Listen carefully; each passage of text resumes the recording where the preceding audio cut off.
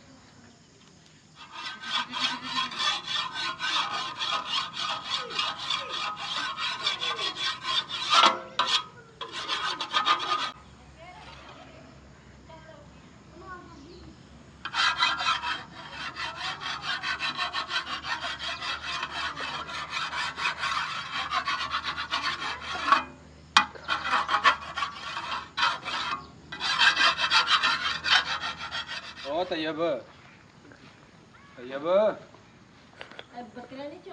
ओ तैयब यार छड़ा यार। अच्छा उठ जल्दी कर, वे टाइम की हो गया वे, सवेर हो गई, धारा कड्डो ते अपना चाह चू पीए, को काम धंधा करिए। उठ छड़ जल्दी कर। उठ छड़ उठ छड़ उठ। अच्छा उठना उठ उठ मुंह हिला फटाफट, जल्दी कर जल्दी। इधर ले हाँ को डंडा, इन्हें तो मैं उठावा जरा, उठ। सुता है अपना, दिन चढ़ गया चिट्टा, चल मुंह शू तो हो जा के, जुती पाओ पे, जुती पा फटाफट। शाबाश शाबाश, जल्दी करो जल्दी पुत्रो, बड़ा लेट हो गए। तू किधर आया? लैन। जल्दी करो, धो लिया मुंह? आहो। चलो चलो धार कड़ो, कि धार कड़नी जे पहला? बकरी भेडां दी।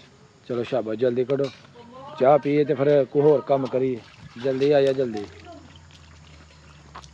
नाश्ता ये नहीं ना किया? शेर साहब बकरी चोन लगे।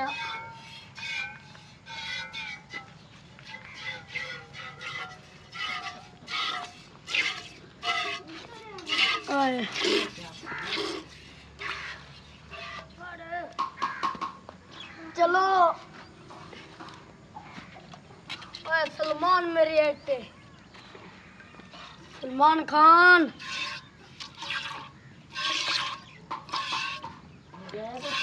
रोटी खा कपड़े बता काम कर।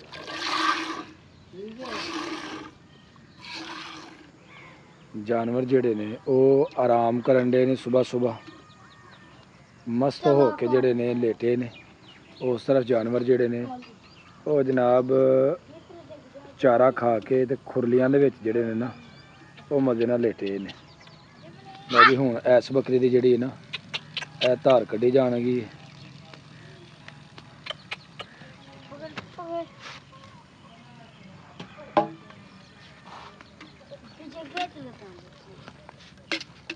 चेक कर। हाँ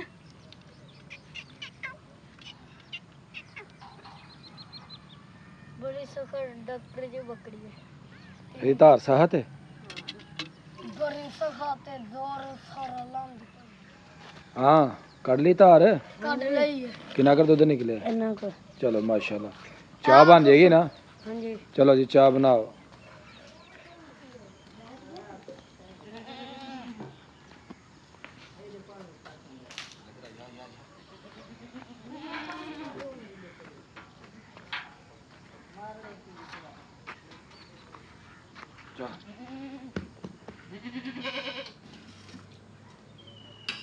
लो जी, मस्त मस्त कड़क चाह जी असा तैयार कर ली ते इधर जनाब मुजाहिद और ताहिर नाश्ता करन दे ने।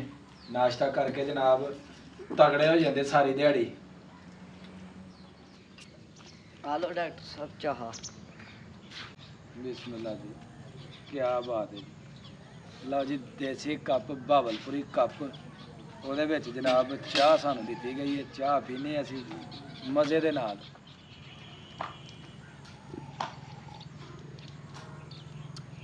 ਸਵਾਦ ਆ ਗਿਆ ਜੀ, ਬੱਕਰੀ ਦੇ ਦੁੱਧ ਦੀ ਚਾਹ ਜਿਹੜੀ ਹੈ ਨਾ, ਮਜ਼ੇਦਾਰ।